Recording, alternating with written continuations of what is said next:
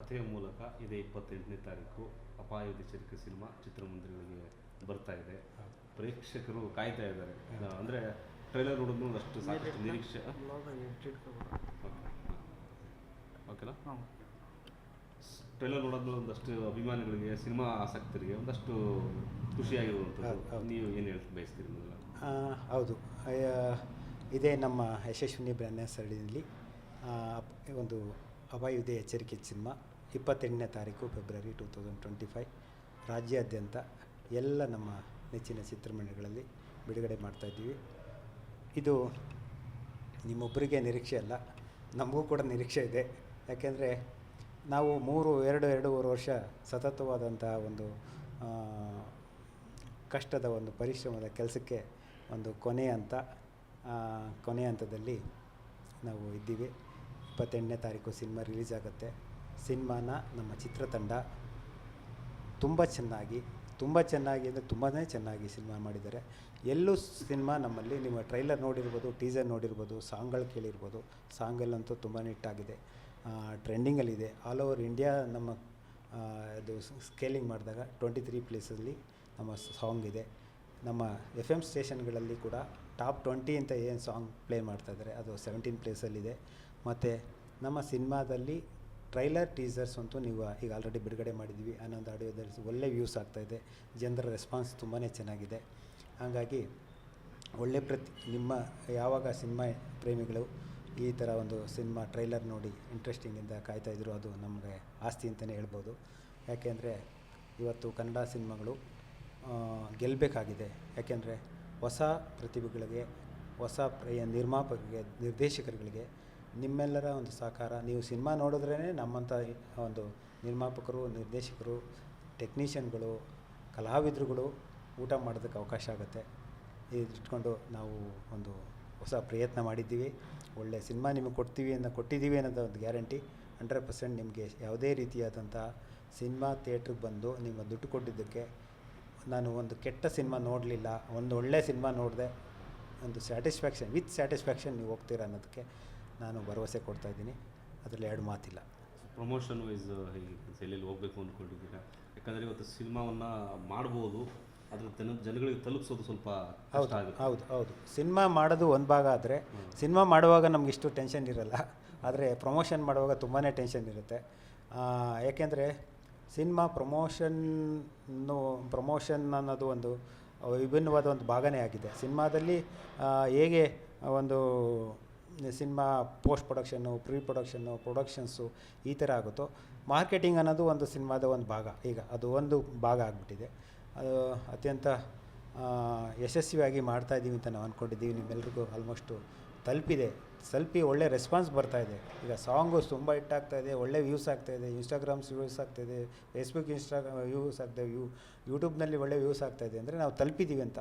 ಹಾಗಾಗಿ ನಮ್ಮ ತಲುಪೋದಕ್ಕೆ ಎಲ್ಲ ಮಾಧ್ಯಮ, ಯೂಟ್ಯೂಬರ್ಸ್ ಆಗಿರ್ಬೋದು, TV ಚಾನಲ್ಗಳಾಗಿರ್ಬೋದು, ಮತ್ತು ಸೋಷಿಯಲ್ ಮೀಡಿಯಾ, ಇನ್ನೂ ಬೇರೆ ಪ್ಲ್ಯಾಟ್ಫಾರ್ಮ್ಸ್ನಲ್ಲಿ ಇರೋಂಥ ಎಲ್ಲ ನನ್ನ ಮಿತ್ರರು ತುಂಬ ಅವ್ರದ್ದೇ ಆದಂಥ ಪ್ರಯತ್ನದಿಂದ ನಮಗೆ ಒಂದು ಸಪೋರ್ಟ್ ತುಂಬ ಕೊಟ್ಟಿದ್ದಾರೆ. ಹಾಗಾಗಿ ನಾವು ಪ್ರಮೋಷನಲ್ಲಿ ಕೂಡ ತುಂಬಾ ಪ್ರಯತ್ನ ಪಟ್ಟು ಮಾಡ್ತಾಯಿದ್ದೀವಿ. ಇನ್ನೂ ಕೂಡ ರಿಲೀಸ್ ನಂತರನೂ ನಾವು ಸಿನಿಮಾ ಪ್ರಮೋಷನ್ ಮಾಡ್ತೀವಿ. ಹಾಗಾಗಿ ನೀವು ನಮ್ಮ ಪ್ರಯತ್ನಕ್ಕೆ ನೀವು ಸಿನಿಮಾ ಥಿಯೇಟ್ರಿಗೆ ಬಂದು ನೋಡೋದ ಮುಖಾಂತರ ನಮಗೆ ಒಂದು ಆಶೀರ್ವಾದ ಮಾಡಿದ್ರೆ ನಾವು ಸಿನಿಮಾ ಗೆಲ್ತೀವಿ. ಸರ್, ಇನ್ನೊಂದು ಏನಂದರೆ, ನೀವು ಹೇಳಿದಾಗ ಟ್ರೈಲರು ಟೀಸರ್ ಸಂಬಂಧಪಟ್ಟಂಗೆ ಒಂದಷ್ಟು ಕ್ಯೂರಿಯಾಸಿಟಿ ಇದೆ. ಒಂದು 3 ಜನ ಬ್ಯಾಚುಲರ್ಸು ತುಂಬ ಹಣದ ಸಮಸ್ಯೆ ಆದಾಗ ಯಾವುದೋ ಒಂದು ದಾರಿಯಿಂದ ಹಣ ಸಂಪಾದನೆ ಮಾಡಬೇಕು ಅಂದ್ಕೊಂಡು ಯಾವುದೋ ಒಂದು ದಾರಿಗೆ ಹೋಗ್ತಾರೆ.